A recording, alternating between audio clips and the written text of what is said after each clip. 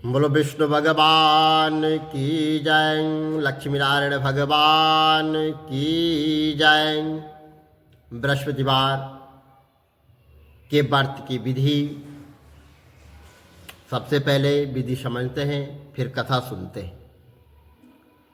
बृहस्पतिवार के दिन जो भी स्त्री और पुरुष व्रत करते हैं उनको चाहिए कि वह दिन में एक समय भोजन करें, क्योंकि बृहस्पतिश्वर भगवान का इस दिन पूजन होता है। भोजन में पीले चने की दाल आदि का दान करें, परंतु नमक नहीं खाएं और पीले वस्त्र पहने, पीले ही फलों का प्रयोग करें, पीले चंदन से पूजन करें। पूजन के बाद प्रेम पूर्वक बृहस्पति गुरुदेव महाराज की कथा सुननी चाहिए और इस व्रत को करने से मन की सभी इच्छाएं, सभी मनोकामनाएं पूरी होती है। इसमें कोई भी संदेह नहीं है, कोई भी संशय नहीं है। बृहस्पति महाराज प्रसन्न होते हैं, धन पुत्र विद्या तथा मन वांछित फलों की प्राप्ति होती है। परिवार में सुख तथा शांति रहती है। इसलिए यह व्रत सर्वश्रेष्ठ और अति फलदायक सब स्त्री और पुरुषों के लिए है। इस व्रत में केले का पूजन करना चाहिए। कथा और पूजन के समय मन क्रम वचन से शुद्ध होकर जो इच्छा हो बृहस्पति देव से प्रार्थना करनी चाहिए। उनकी इच्छाओं को बृहस्पति देव अवश्य पूर्ण करते हैं, ऐसा मन में दृढ़ विश्वास रखना चाहिए। बोलो बृहस्पति भगवान की जय। एक समय की बात है कि भारतवर्ष में एक राजा राज करता था। वह बड़ा प्रतापी दानी था। वह नित्य प्रति मंदिर में दर्शन करने जाता। वह ब्राह्मण और गुरु की सेवा किया करता था। उसके दरवाजे से कोई भी निराश होकर नहीं लौटता था तथा वह प्रत्येक गुरुवार को व्रत रखता एवं पूजन करता था। हर दिन गरीबों की सहायता करता रहता था, परंतु यह सब बातें उसकी रानी को पसंद नहीं थी। उसको अच्छा नहीं लगता था। वह न व्रत करती, न किसी को दान देती और तथा राजा से भी ऐसा करने को बार बार वह मना करती रहती थी। एक समय की बात है कि राजा शिकार खेलने को वन में निकल गए। घर पर रानी और दासी थी। उस समय गुरु बृहस्पति देव एक साधु का रूप धारण करके उसके दरवाजे पर भिक्षा मांगने के लिए आए। रानी से भिक्षा मांगी तो वह कहने लगी कि हे साधु महाराज, मैं इस दान पुण्य से तंग आ गई हूँ। मेरे से तो घर का कार्य समाप्त नहीं होता है और इस कार्य को करने के लिए तो मेरे पति देव भी बहुत है। अब आप ऐसा करिए कि यह सब धन नष्ट हो जाए तथा मैं आराम से रह सकूं। कोई ऐसा जो है आप उपाय करो। तो साधु बोले, हे देवी, तुम बड़ी विचित्र हो। संतान और धन से कोई दुखी नहीं होता है, इसको तो सभी चाहते हैं। पापी भी पुत्र और धन की इच्छा करता है। अगर आपके पास धन अधिक है तो भूखे मनुष्यों को भोजन कराओ, प्याव लगाओ, ब्राह्मणों को दान दो, धर्मशाला बनाओ, कुआं, तालाब, बावड़ी, बाग बगीचे आदि का निर्माण करवाओ तथा निर्धन मनुष्यों और कुंवारी कन्याओं का उनका विवाह कराओ और अनेक यज्ञ कर्म करो। इस प्रकार के कर्मों से आपके कुल का और आपका नाम लोक और परलोक में सार्थक होगा एवं स्वर्ग की प्राप्ति होगी। मगर वह रानी इन बातों से खुश नहीं थी। वह बोली, हे साधु महाराज, मुझे ऐसे धन की आवश्यकता नहीं है जिससे अन्य मनुष्यों को मैं दान दूं तथा जिसको संभाल कर रखने में मेरा सारा समय जो है बर्बाद हो जाए, नष्ट हो जाए। साधु ने कहा, हे देवी, अगर तुम्हारी ऐसी ही इच्छा है तो ऐसा ही होगा। मैं तुम्हें बताता हूँ, तुम वैसा ही करना। बृहस्पतिवार के दिन घर को जो है गोबर से लीपना, अपने बालों को धोना और धोते समय जो है स्नान भी करना। राजा से कहना कि वो जो है अपनी हजामत करवाएं और भोजन में जो है मांस, मदिरा आदि का जो है सेवन करना और कपड़ा जो है धोबी के यहाँ धुलवाले डालना है। इस प्रकार 7 बृहस्पतिवार ऐसा करने से तुम्हारा सब धन जो है नष्ट हो जाएगा। यहाँ कहकर साधु महाराज वहाँ से जो है अंतर्ध्यान हो गए। रानी ने साधु के कहने अनुसार जो है जैसे साधु महाराज ने कहा था वैसा ही किया और 3 बृहस्पतिवार बीते थे कि उसका समस्त जो धन था वो सब नष्ट हो गए और भोजन के लिए दोनों समय जो है परिवार अब तरसने लग गया। संसारिक भोगों से दुखी रहने लगे तथा वह राजा रानी से कहने लगा कि रानी तुम यहाँ पर रहो और मैं दूसरे देश को जाता हूँ, क्योंकि यहाँ पर तो मुझे सभी मनुष्य जानते हैं और इसलिए यहाँ पर मैं कोई कार्य भी नहीं कर सकता हूँ। ठीक है ना, तो मैं देश चोरी प्रदेश भीख के बराबर है। ऐसा कहकर जो है राजा चला गया। वह जंगल में जाता है और लकड़ी काट कर लाता है और शहर में उसको बेचता है। ऐसा जो है वह करता रहा, जीवन व्यतीत करने लगा। इधर राजा के घर में रानी दासी जो है बहुत वो दुखी रहने लग गई। किसी दिन भोजन मिलता और किसी दिन जल पीकर ही रह जाती। एक समय जो है रानी और दासी 7 दिन बिना भोजन के उनको व्यतीत हो गए। तो रानी ने अपनी दासी से कहा कि हे दासी, यहाँ पास के नगर में ही मेरी बहन रहती है, वह बड़ी धनवान है, तो उसके पास जा और वहाँ से जो है 5 सेर बेजर मांग कर लिया, जिससे कुछ समय के लिए जो है हमारा गुजर बसर हो जाएगा। इस प्रकार रानी की आज्ञा मानकर दासी रानी की बहन के पास गई। तो रानी की बहन उस समय जो है भगवान का पूजन कर रही थी, क्योंकि उस रोज बृहस्पतिवार का दिन था। जब दासी ने रानी की बहन को देखा और उससे बोली कि हे रानी, मुझे तुम्हारी बहन ने भेजा है, मेरे लिए जो है 5 सेर बेजर दे दो। तो इस प्रकार दासी ने अनेक बार कहा, परंतु रानी ने कुछ नहीं कहा, कोई उत्तर नहीं दिया, क्योंकि वह उस समय जो है बृहस्पतिवार की व्रत कथा सुन रही थी।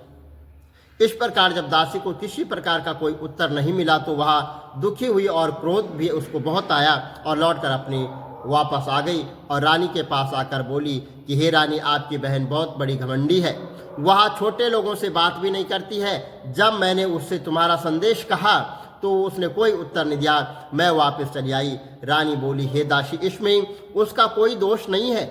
जब बुरे दिन आते हैं तब कोई सहारा नहीं देता है, कोई साथ नहीं देता है। अच्छे बुरे का पता विपत्ति में ही लगता है। जो ईश्वर की इच्छा होगी वही होगा, वह सब हमारे भाग्य का दोष है। उधर उस रानी ने देखा कि मेरी बहन की दासी आई थी, परंतु मैं उससे कुछ बोली नहीं। इससे वह बहुत दुखी हुई होगी।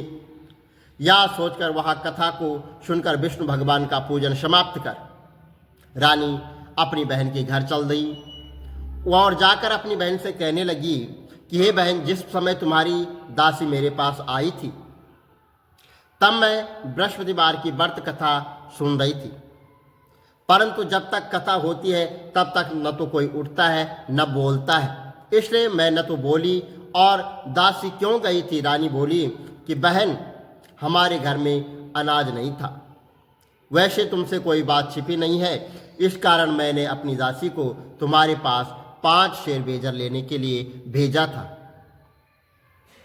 रानी बोली, बहन, बृहस्पति भगवान सबकी मनोकामना पूर्ण करते हैं, देखो शायद तुम्हारे घर में अनाज रखा हो। इस प्रकार का वचन जब रानी ने सुना तो घर के अंदर गई और वहाँ उसे एक बड़ा घड़ा जो है बेजर का मिला। तो वह रानी और दासी जो है बहुत खुशी हुई और दासी से कहने लगी कि रानी देखो, वैसे हमको जब नहीं मिलता तो हम रोज व्रत ही करते थे, जब खाने को कुछ नहीं मिलता तो हम व्रत ही करते थे। अगर इनसे व्रत की विधि और कथा भी पूछ ली जाए कि कैसे व्रत करते हैं, कैसी कथा करते हैं, तो हम भी क्या करेंगे।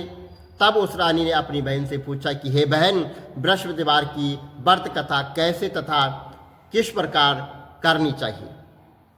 रानी की बहन ने कहा कि इस व्रत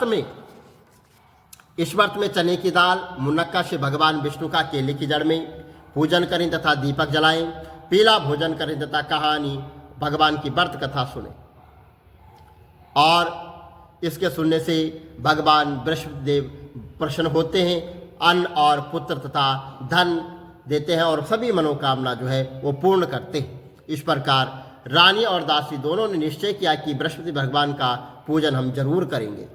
7 दिन बाद जब बृहस्पतिवार आया तो उन्होंने व्रत रखा, घुड़शाला में जाकर चना गुड़ बीन लाई और उसकी दाल केले की जड़ पर चढ़ा दी और विष्णु भगवान का जो है पूजन किया। अब भोजन पीला कहाँ से आए? बेचारी बहुत दुखी हुई, परंतु उन्होंने व्रत किया था। इस कारण भगवान बृहस्पतिदेव प्रसन्न थे। वह महात्मा के रूप में 2 थालों में सुंदर पीला भोजन लेकर आए और दासी को देकर बोले कि हे दासी, यह तुम्हारे और रानी के लिए मैं भोजन लाया हूँ, तुम दोनों भोजन का जरूर करना। दासी भोजन पाकर बहुत प्रसन्न हुई और रानी से बोली कि चलो रानी जी भोजन कर लें। तो रानी को इस विषय में कुछ भी पता नहीं था, इसलिए वह दासी से बोली कि तू ही भोजन कर, क्योंकि तू ही व्यर्थ में हमारी हंसी उड़ाती है। तो दासी बोली कि एक महात्मा भोजन दे गए हैं। रानी कहने लगी कि वह भोजन तो तेरे लिए दे गए होंगे, तो ही भोजन कर। दासी ने कहा वह महात्मा हम दोनों के लिए 2 थालों में भोजन देकर गया है, इसलिए हम दोनों साथ ही भोजन करेंगे। इस प्रकार रानी और दासी दोनों ने गुरु भगवान को यानी बृहस्पति भगवान को नमस्कार कर भोजन प्रारंभ किया। अब वह प्रत्येक बृहस्पतिवार को जो है व्रत किया और भगवान विष्णु का व्रत करने लगे, भगवान विष्णु का पूजन करने लगे। बृहस्पति भगवान की कृपा से फिर रानी और दासी के पास धन हो गया। रानी ने फिर उसी प्रकार आलस्य करने लगी तो दासी बोली कि देखो रानी, तुम पहले भी इस प्रकार आलस करती थी, तुम्हें धन रखने में बड़ा कष्ट होता है, इस कारण सभी धन नष्ट हो गया है। अब गुरु भगवान की कृपा से पुनः हमें धन प्राप्त हुआ है, तो फिर तुम्हें आलस्य हो रहा है। बहुत मुसीबतों के बाद हमने यह धन पाया है, बड़ा कष्ट पाया है, तब जाके ये धन हमें मिला है, तो इसलिए हमें दान पुण्य करना चाहिए।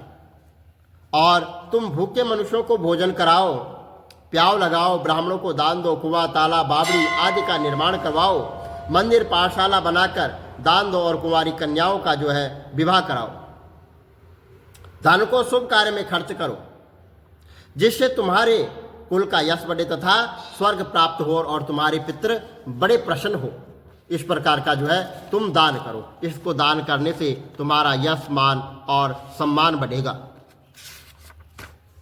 तब रानी ने इसी प्रकार का कर्म करना जो है आरंभ कर दिया और फिर काफी यश फैलने लग गया। एक दिन रानी और दासी विचार करने लगी कि न जाने राजा किस दशा में होंगे, उनकी कोई खबर नहीं है। और भगवान बृहस्पतिदेव से गुरु भगवान से प्रार्थना करने लगे कि और भगवान ने रात्रि में राजा को स्वप्न में कहा कि हे राजा उठ, तेरी रानी तुझको याद कर रही है, अब अपने देश चले जा। राजा प्रातः काल उठा और विचार करने लगा कि स्त्री जाति खाने और पहनने की शादी होती है, परंतु भगवान की आज्ञा मानकर वह अपने नगर को चलने के लिए तैयार हो गया। इससे पूर्व जब राजा प्रदेश चला गया था तो प्रदेश में दुखी रहने लगा, प्रतिदिन जंगल से लकड़ी काट कर लाता, उन्हें शहर में बेचकर अपना जो है दुखी जीवन जो है बहुत कठिनता से वो व्यतीत कर रहा था। एक दिन राजा दुखी हो अपनी पुरानी बातों को याद करके रोने लग गया। उस जंगल में बृहस्पतिदेव भगवान एक साधु का रूप धारण करके उसके पास आए और राजा के पास आकर बोले कि हे लकड़हारे, तुम बृहस्पतिदेव तुम जो है तो मतलब ऐसे जो है सुनसान जंगल में किस चिंता में बैठे हो, मुझको बताओ। तब यह सुनकर जो है राजा के नेत्रों में आंसू भर आए और साधु को प्रणाम करके बोले कि हे प्रभु, आप सब कुछ जानने वाले हैं।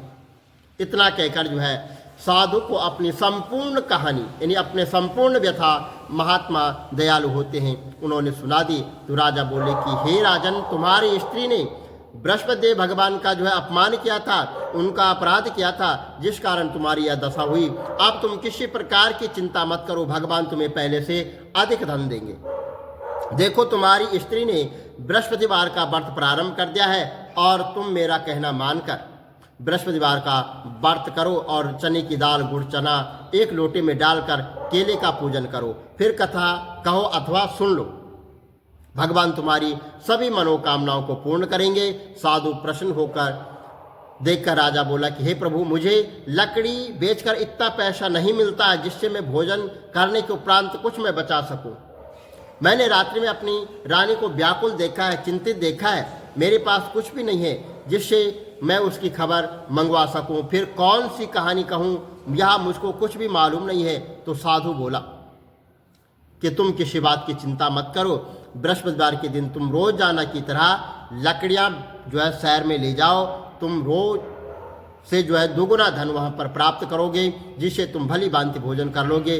तब बृहस्पति देव की पूजा का सामान भी आ जाएगा। और बृहस्पतिवार की कहानी जो है इस प्रकार जो है आगे सुनो। प्राचीन काल में जो है यहाँ से जो है बृहस्पति भगवान की कहानी भी शुरू होती है। तो प्राचीन काल में एक ब्राह्मण था, वह बहुत निर्धन था, उसके कोई संतान नहीं थी। वह स्त्री बहुत मलिनता के साथ रहती थी और वह न स्नान करती न किसी देवता का पूजन करती। प्रातः काल उठते ही सर्वप्रथम भोजन करती थी, किंतु उसका कोई परिणाम न निकला। भगवान की कृपा से ब्राह्मण की स्त्री के कन्या रूपी रत्न जो है पैदा हुआ,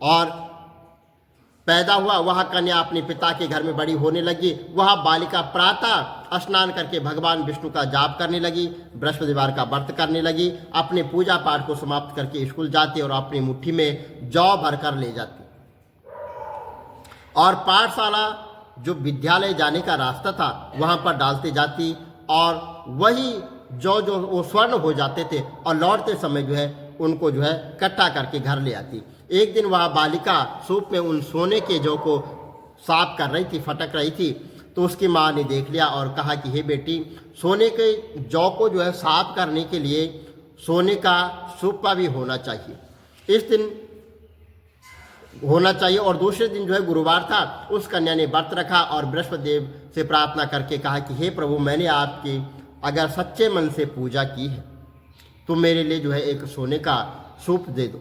तो बृहस्पति देव ने उसकी प्रार्थना स्वीकार कर ली, और रोजाना की तरह वह कन्या जौ फैलाते गई, और जब लौट कर आई तो उनको बीन कर जो है बीन रही थी, तो बृहस्पति भगवान की कृपा से सोने का उसको सूप मिल गया। उसे वहाँ घर ले आए और उससे जौ साफ करने लग गए, परंतु उसकी माँ का वही ढंग रहा, वो कोई चेंज नहीं हुई। तो एक दिन की बात है कि वह कन्या सोने के सूप में जौ को साफ कर रही थी। उस समय शहर का जो राजा का पुत्र था वहां से होकर निकला, वहां से जा रहा था, और वह जब जा रहा था तो इस कन्या के रूप और कार्य को देखकर वो उस पर मोहित हो गया, तथा अपने घर जाकर भोजन तथा जल को त्याग कर उदास होकर लेट गया। और राजा को जब इस बात का पता चला तो अपने मंत्रियों के साथ अपने पुत्र के पास गया और बोला कि बेटा, तुम्हें किस बात का कष्ट है? किसी ने तुम्हारा कोई अपमान किया है अथवा किसी ने तुम्हारे लिए कुछ कहा है?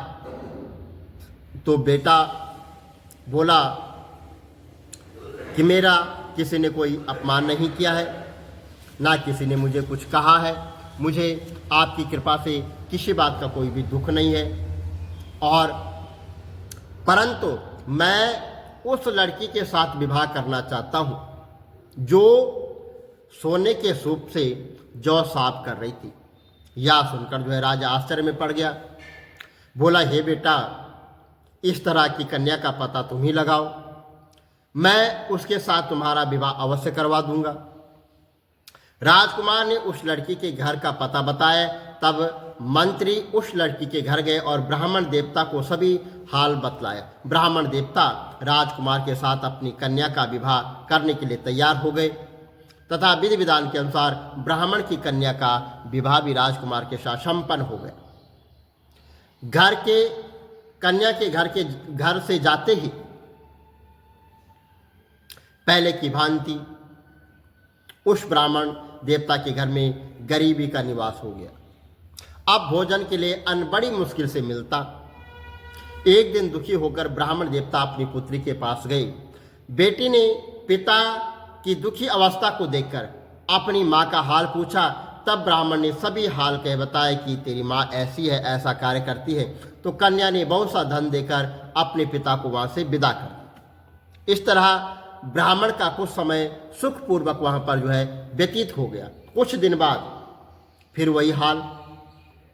ब्राह्मण फिर अपनी कन्या के यहाँ गया और सभी हाल कहा। तो लड़की बोली कि हे पिताजी, आप माता जी को यहाँ ले आओ, मैं उन्हें विधि बता दूंगी जिससे जो है गरीबी दूर हो जाएगी। वह ब्राह्मण देवता अपनी स्त्री को साथ लेकर पहुंचे तो पुत्री अपनी माँ को समझाने लगी कि हे माँ, तुम प्रातःकाल उठकर जो है सर्वप्रथम स्नान करो और विष्णु भगवान का पूजन करो तो सब दरिद्रता जो है वह दूर हो जाएगी। परंतु उसकी माँ ने एक भी बात नहीं मानी उसकी, और प्रातःकाल उठकर सबसे पहले अपनी पुत्री का जो बच्चों का जूठन वो खा लेती थी। एक दिन उसकी पुत्री को बहुत बड़ा क्रोध आया, बहुत बड़ा गुस्सा आया, और वह एक रात कोठरी से सभी सामान निकाल दिया और अपनी माँ को उसमें बंद कर दिया।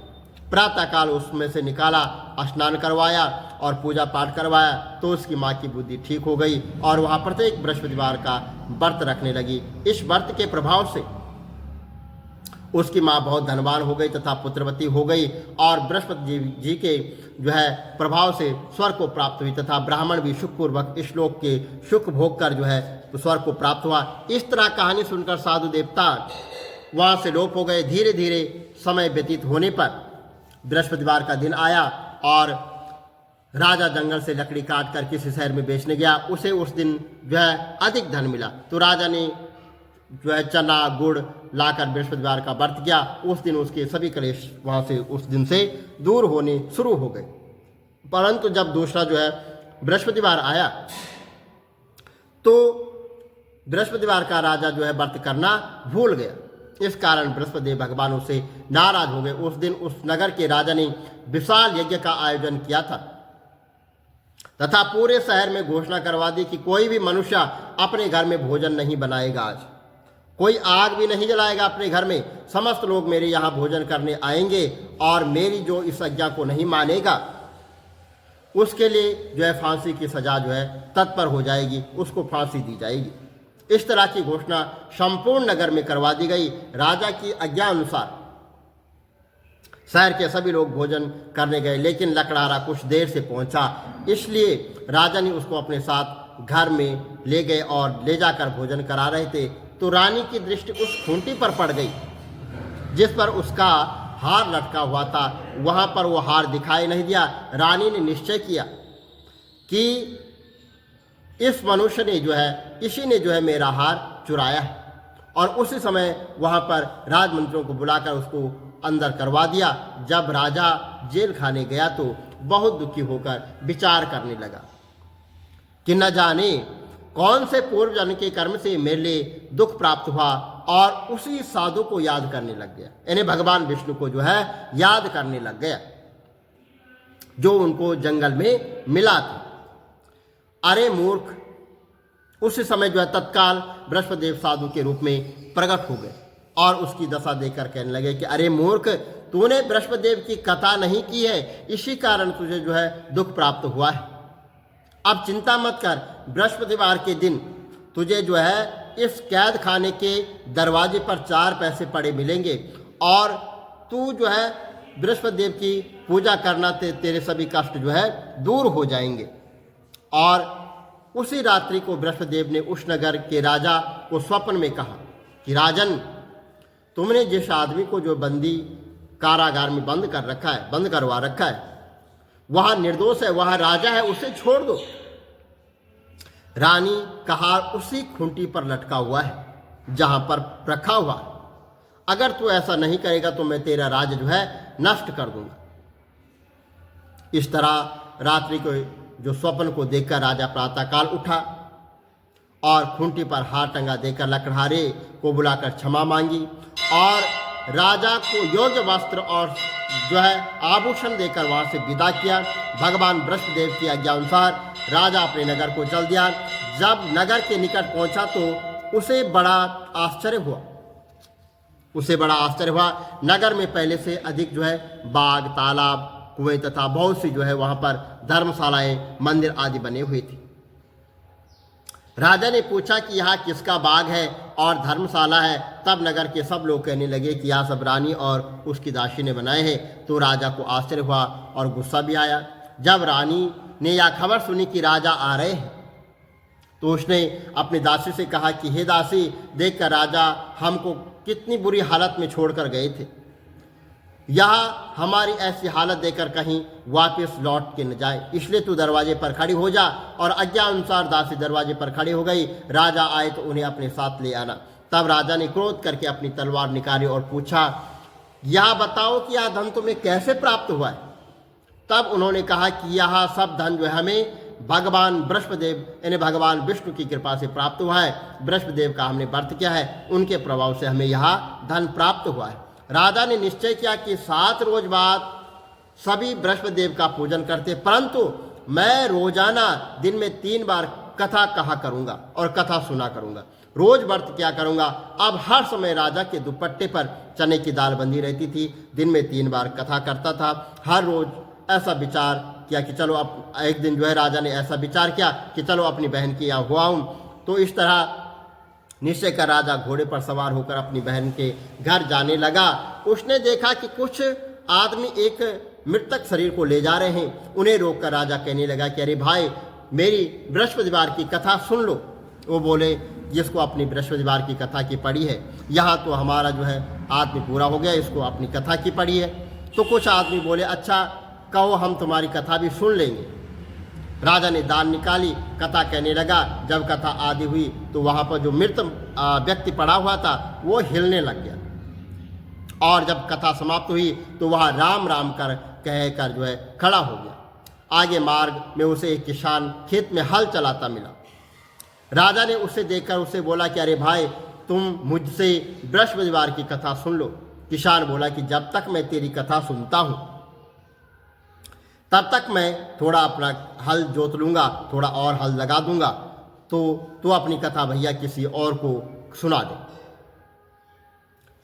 इस तरह राजा आगे चलने लगा। राजा के हटते ही वहाँ पर जो है उसके बैल गिर पड़े और उसके पेट में बहुत तेज का जो है दर्द शुरू हो गया।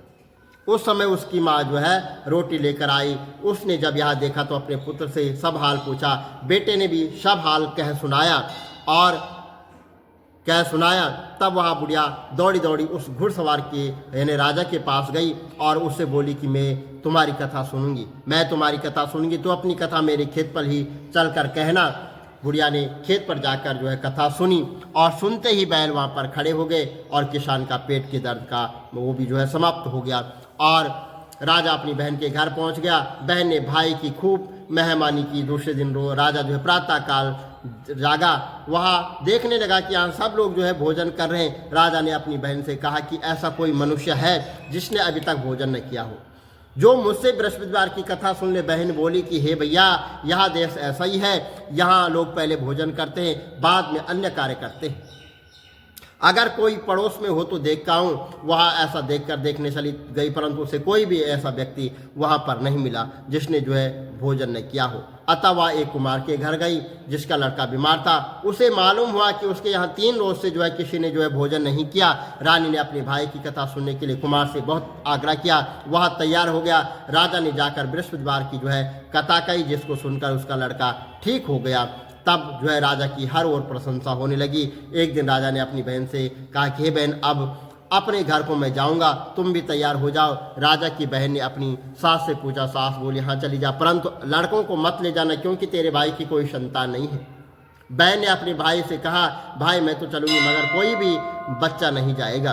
राजा बोला, जब कोई बालक नहीं चलेगा तब तुम क्या करोगी। बहुत दुखी मन से राजा अपने नगर को लौट आया। राजा ने अपनी रानी से कहा कि हम निर्वंशी हैं, हमारा मुंह देखने का भी धर्म नहीं है, कुछ लोग जो है भोजन आदि नहीं किया। रानी बोली, हे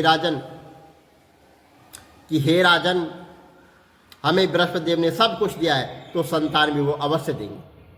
उसी रात जो है बृहस्पतिदेव ने राजा को स्वप्न में कहा कि हे राजन, उठ सभी सोच त्याग दे, तेरी रानी जो है गर्भवती है। राजा को यह बात सुनकर बहुत खुशी हुई। 9वें महीने में उसके गर्भ से एक सुंदर पुत्र जो है प्राप्त हुआ।